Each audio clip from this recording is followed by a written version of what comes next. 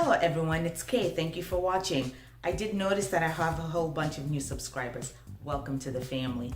If you're watching this and you're yet to subscribe to my channel, please go ahead and do so. I decided to start this YouTube channel to be able to be a source of motivation for others who are going through IVF. When I was going through my journey, I relied heavily on YouTubers who were sharing their fertility journeys to be able to navigate the process. And the hope is that there's maybe something about my experience or a tip that I share that will be able to not only motivate you, but also to be of help. I upload new videos every Tuesday. You will notice that those videos, I like to call them IVF ugly because they're raw, they're real. I take you on the journey of what that was like for us. We went through 12 IVF cycles as well as IUI and tried to conceive naturally as well. And so if you were just curious about each and every part of that journey, please go ahead and access those videos. But every once in a while, I'll get prepped up like I did today, and I will do a video about a question that I see that folks that are watching are routinely asking. And today, I'm gonna share with you all the information that you need to know about the cycle that worked for us. Hopefully, you'll get inspired. Stay tuned. So when I started my IVF journey, it wasn't going to be smooth sailing, and lucky for us, we knew right away. I worked with Dr. Frank Yelian at the Life IVF Center, and he had data for women my age. And the data for my age at the time, which was 43, 44, was that I would probably have to undergo 1 out of every 6 IVF cycle or 1 out of 8 IVF cycles in order to gain success. And so it helped us not only with our planning, but also manage our expectations. So I knew that it was either going to be the first one that I do, the second, the third, the fourth, the fifth, or it could be the 8th, or it could also be none of them. Because you know, IVF is a journey of hope and faith. You go into it not because it's guaranteed, but because of the hope in it. And so the specific IVF cycle that was a huge and important step in our success was actually the 6th IVF cycle that we underwent. So you can imagine psychologically and emotionally at the time undergoing 5 IVF failures, 1 failed transfer. And so I've gone through these cycles, and I'm just so beaten up, and I've had to kind of, you know, motivate myself moving forward. So it was really, really important for me to be in a good mental state and go into it with a positive mindset. And it actually showed. I tried to relanguage my experiences with the failed cycles. Basically, what really worked for me is I used those cycles to inform what I was going to do moving forward. So I started looking at the positive side of things. And one of them was also that I noticed that my FSH levels started becoming low and at a rate where it looked promising.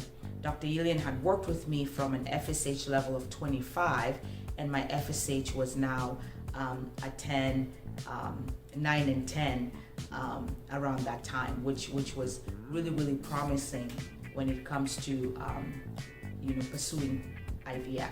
And so I think having a positive mindset, my body kind of being tuned and getting to the space where it's responding well were really critical in making that first part of our success work within that cycle. In that cycle, we ended up getting 3 eggs retrieved. Again, one of the benefits of mini IVF is that they give every embryo a chance. Dr. Yelian had actually worked with me and got me to the point where I couldn't even believe that I was having 3 eggs being retrieved. I mean, it was absolutely amazing. And I remember in that particular cycle, there was 2 that were mature and 1 was atretic, which is common for people going through age-related fertility to have atretic eggs because we have really, really, really old eggs. Remember, for a lot of us, we got our eggs when we were still in our mother's tummy. That's when we got our eggs. So they're really, really old, especially in my case, they were 43-year-old eggs. And so I was closely watching the 2 mature ones. And so they continued going on, to the 3rd day. And then when they got to the 5th day, one of them arrested. And then the other one, in terms of just physical grading from what the embryologists were able to see, was a 4BA. And then they were able to take it for PGTA testing so that we could see the condition of the embryo. And the reason we did PGTA was to avoid miscarriage, because I was doing embryo banking and I wanted to capitalize on my age and not have something like a DNC kind of take me away from the IVF cycle for a while. Because one of the things about miscarriage when it happens is that you do have to take time to heal emotionally and physically.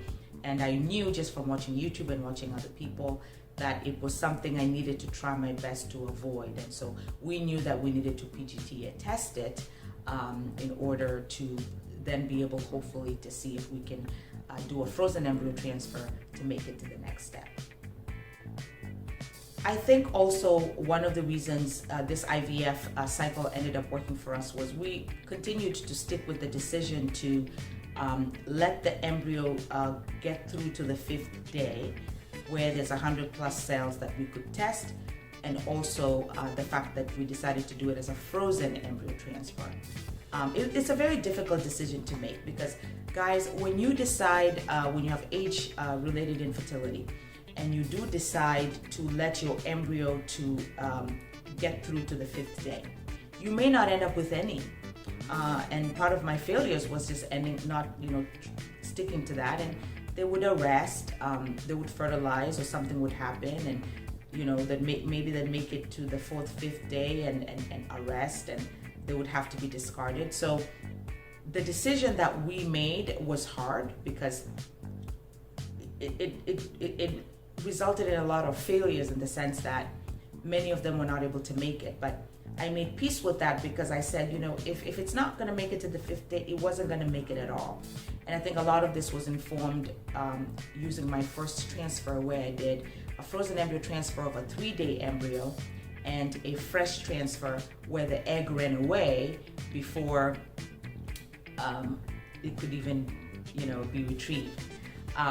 And so I think those failures were important lessons in the fact that if we can get it to the place where we have information, if it's going to make it, it's going to make it. And if it doesn't make it, it wasn't meant to be. So that cycle, we were very excited, because again, for us, it's always a 2-part process. It doesn't, we were not going to transfer it that cycle. We were practicing embryo banking, because they also say that it increases your chances when you try to get multiple embryos and not just have one to transfer.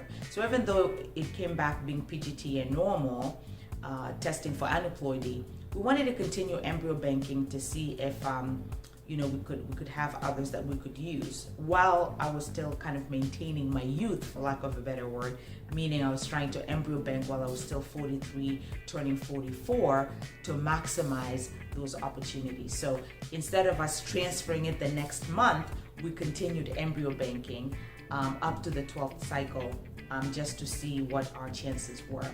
And so we PGTA tested, we froze it, we found out that it was genetically normal, and now the difficult stage was, fast forward a year later, we started working towards transferring this embryo. The first transfer was canceled. First transfer attempt to transfer this embryo.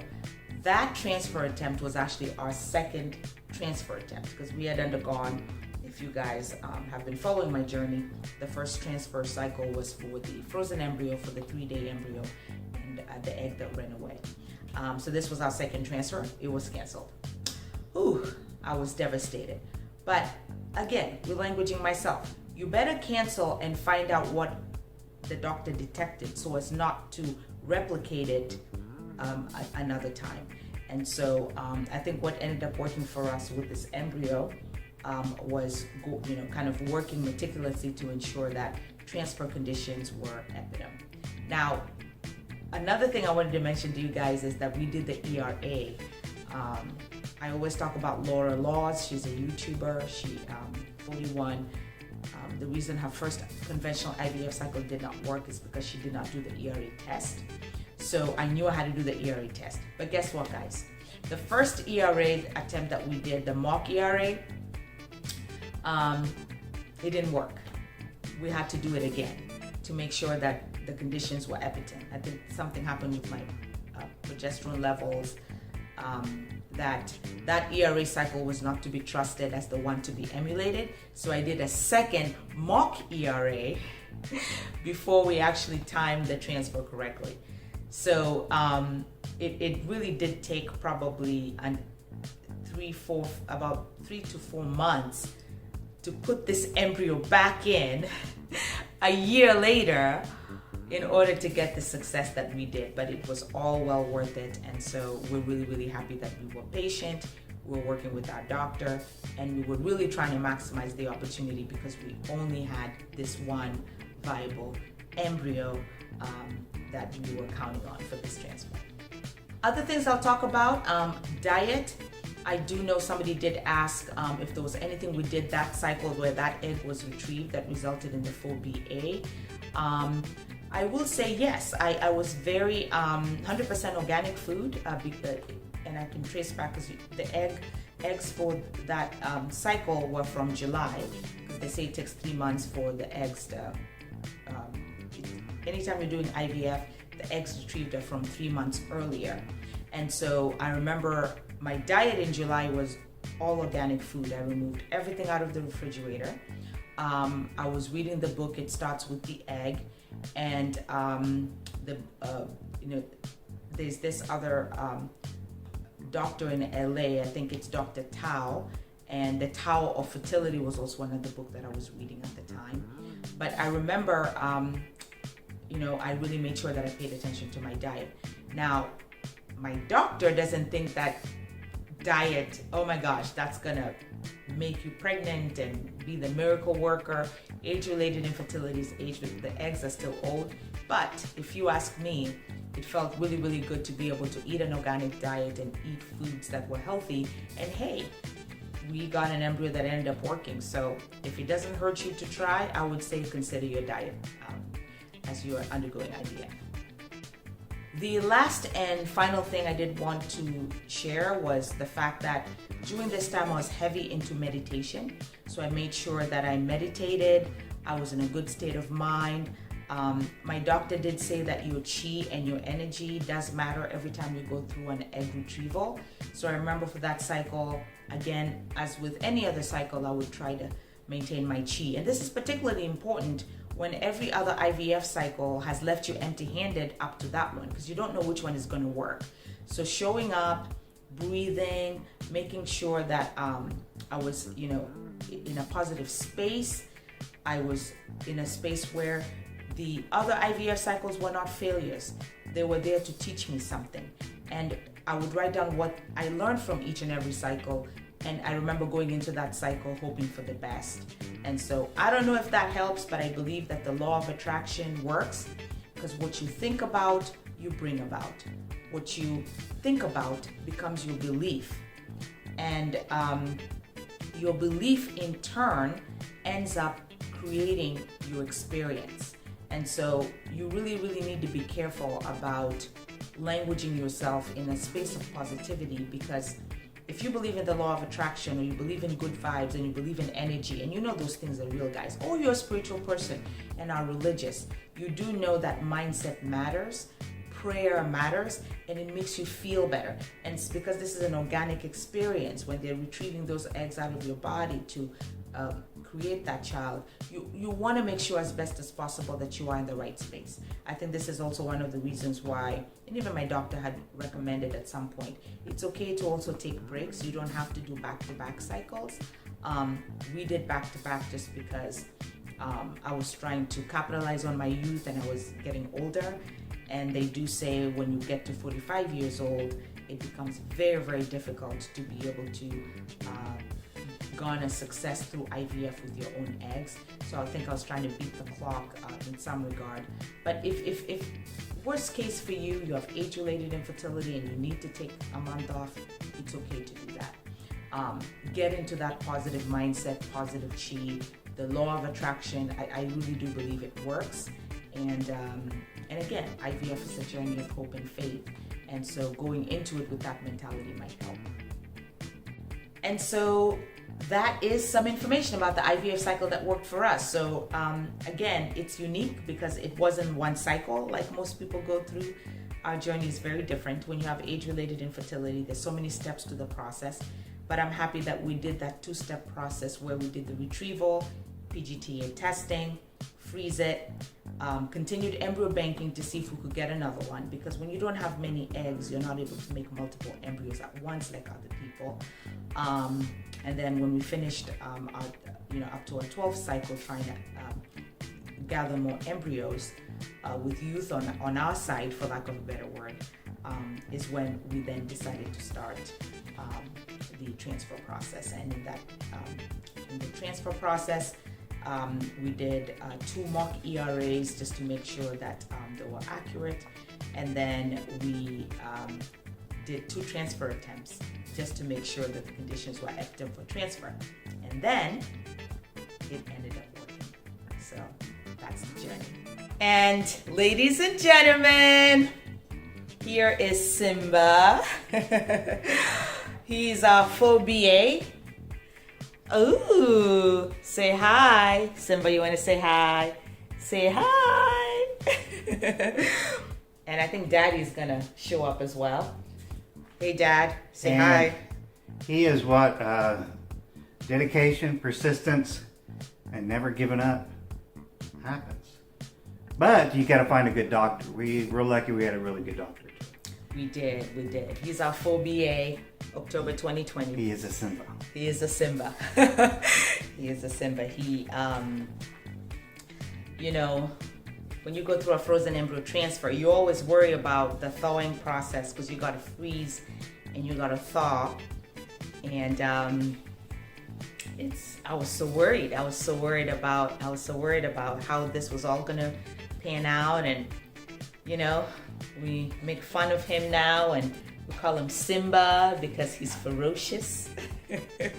And he's still ferocious, and he survived the freezing, and he also survived the thaw. And I remember I was talking to my doctor and I said, he's hatching. Oh my gosh, it's been quite a journey. So this is Baba. Ooh, my IVF baby. Everything is just so worth it. I love him so much. Right, Papa? I love you so much. You're with every cycle. Every cycle I went through, and we're so lucky to have you. A blessing from God. Thank you, Jesus. Thank you, Jesus. Thank you, Jesus.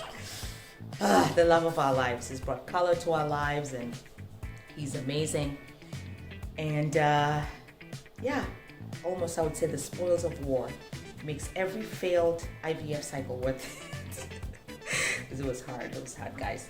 I think he's hungry, so we're gonna feed him.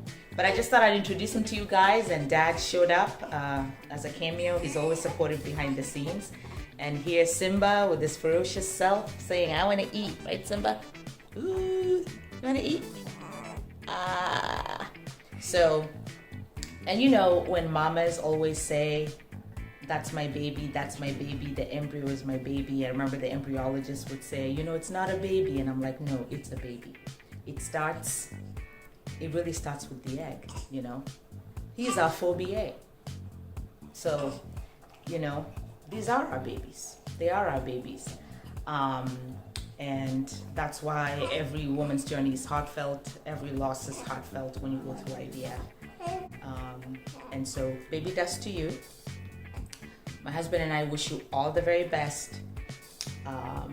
And if you have any questions about this specific IVF cycle that resulted in Baba, he was like a 2-stepper, I think, from what you can tell. But with frozen embryo transfer, you don't transfer the same cycle. All right, so we are going to leave Thank you so much for watching. And until my next video, you want to say bye? You want to say bye, Simba? You say bye. Bye, Simba. Bye, Simba. Ooh, ooh, ooh, Papa. You're so cute, Papa. You're so cute, Papa. Oh, you're Simba. You're Simba. Oh.